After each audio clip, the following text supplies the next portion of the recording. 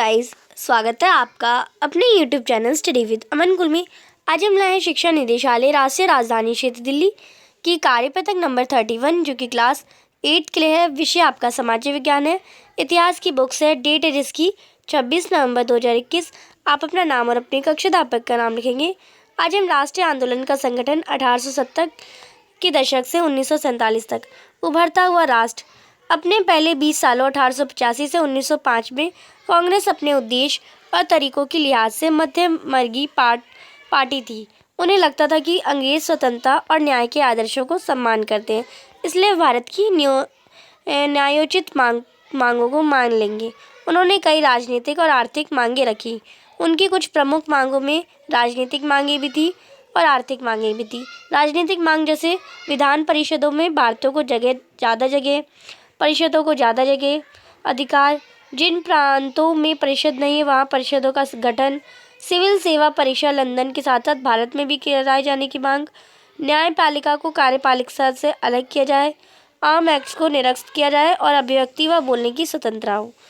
और आर्थिक मांग ये थी, लगान कम किया जाए, फौजी खर्चों में कटौती, सिंचाई के लिए ज़्यादा अनुदान की मांग, वन कानूनों में सुधार, विदेश में भारतीय मजदूरों के साथ दुर्व्यवहार का रोकथाम। तो ये सारी उनकी मांगें थी। अब उपरोक्त मांगों को सरकार के सामने रखने के तरीके थे।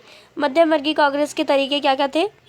उन्होंने प्रतिवेदनों द्वारा सरकार के पास अपनी बात पहुंचाई, जनमत निर्माण के प्रतिनिधियों द्वारा प्रयास किया, भाषणों में अंग्रेजी अधिकार की कानून की निंदा करके, लेखों के द्वारा, अखबार के द्वारा, इन सब के द्वारा उन्होंने अपनी मांगें पहुंचाई। अब इसी पर बेस कुछ क्वेश्चन है। आपके विचार से अपने आरंभिक वर्षों में कांग्रेस ने विधान परिषद में भारतीयों को जगह जगह देने की मांग क्यों की होगी? तो आप इसका आंसर करेंगे। मेरे विचार से अपने आरंभिक वर्षों में कांग्रेस ने विधान परिषद में भारतीयों को ज़्यादा जगह देने की मांग इसलिए की होगी, इससे उन्हें लगता था कि वह अपनी मांगें बेहतर ढंग से उन्हें सामने रख पाएंगे तथा उन्हें सुझाव भी दे पाएंगे।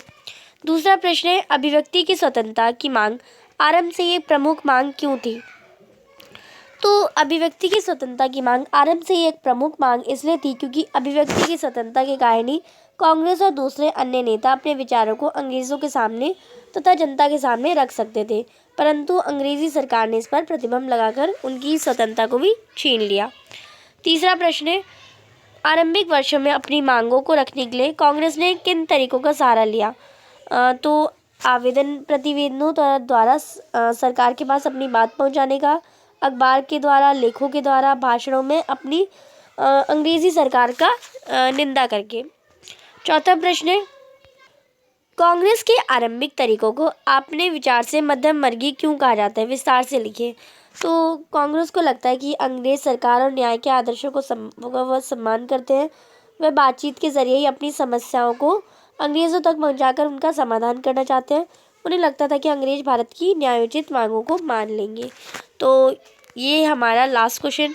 आई होप आपको अच्छे से वर्कशीट समझ आ गई होगी। चैनल को अभी तक सब्सक्राइब नहीं किया है तो प्लीज़ मेरे चैनल को सब्सक्राइब ज़रूर करें। ये वीडियो अच्छी लगी तो इसे लाइक और शेयर ज़रूर करिएगा। Thanks for watching. Bye bye guys.